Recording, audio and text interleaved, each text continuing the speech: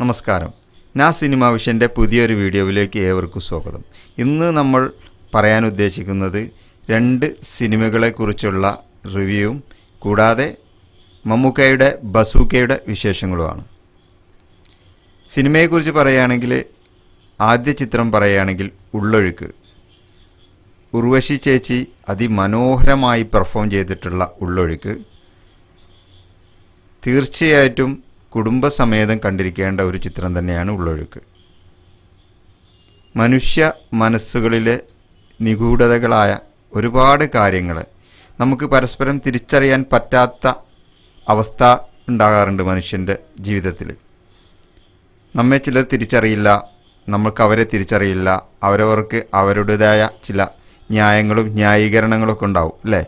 ഇതെല്ലാം തിരിച്ചു അറിഞ്ഞുകൊണ്ടുള്ള ഒരു ലൈഫ് മുന്നോട്ട് പോകുമ്പോൾ എങ്ങനെയിരിക്കും? അങ്ങനെ ഒരു ചിത്രമാണ് ഉള്ളൊഴുക്ക്. മനുഷ്യ മനസ്സിനുള്ളിലെ നിഗൂഢതകളെ തുറന്നു കാണിക്കുന്ന ഉള്ളൊഴുക്ക് എന്തുകൊണ്ടും അതിമനോഹരമായ ചിത്രം എന്ന് വേണമെങ്കിൽ പറയാം. ഉർവശി എന്ന അപാര കഴിവുള്ള ഒരു ആർട്ടിസ്റ്റ്, മലയാളത്തിൻ്റെ സ്വന്തം ലേഡി മെഗാസ്റ്റാർ എന്ന് വേണമെങ്കിൽ ഉർവശി ചേച്ചിയെ പറയാം. അത്രയ്ക്ക് മനോഹരമായ പെർഫോമൻസുകളാണ് ഓരോ സിനിമകളിലും ഉർവശി ചേച്ചി ചെയ്തിട്ടുള്ളത്.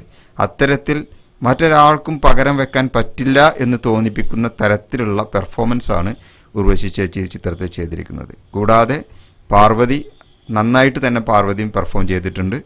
കൂടാതെ സഹതാരങ്ങളും നല്ല രീതിയിൽ പെർഫോം ചെയ്തിട്ടുണ്ട്. ക്രിസ്റ്റോയുടെ സംവിധാനം അതിമനോഹരമായിട്ട് തന്നെ അദ്ദേഹം അത് നിർവഹിച്ചിട്ടുണ്ട്. തിരക്കഥയും അദ്ദേഹത്തിൻ്റെ തന്നെയാണ്.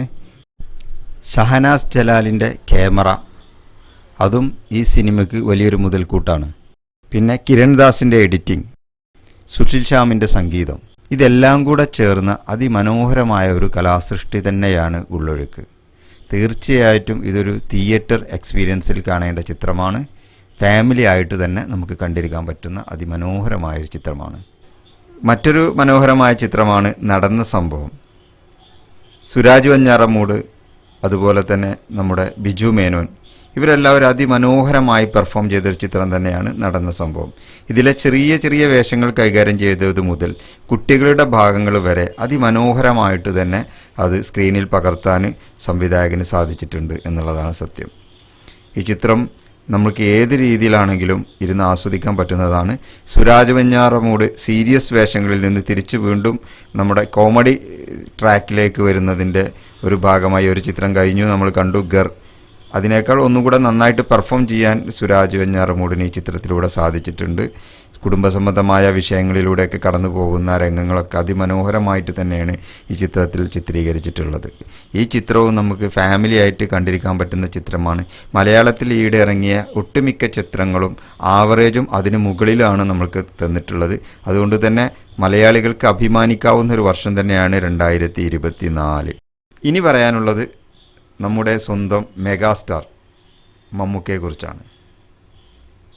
മമ്മൂക്കയുടെ ടർബോ 100 കോടി കവർ ചെയ്തിരിക്കുന്ന ഈ സാഹചര്യത്തിൽ അടുത്ത ചിത്രം ഏത് എന്നാണ് നമ്മൾ മലയാളികൾ എല്ലാവരും ഉറ്റുനോക്കുന്നത്.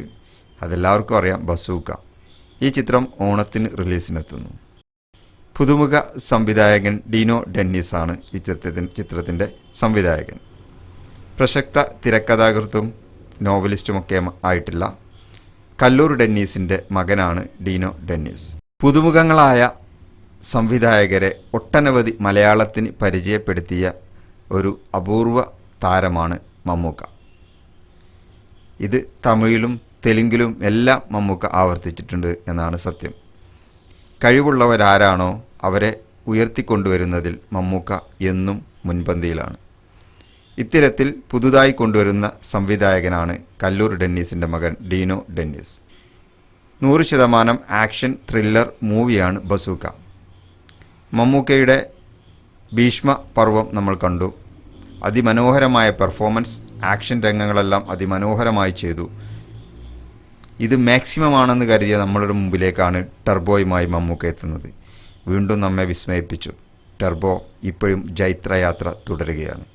ഇതിനു പുറകെയാണ് ഇനി ബസൂക്ക എത്തുന്നത്.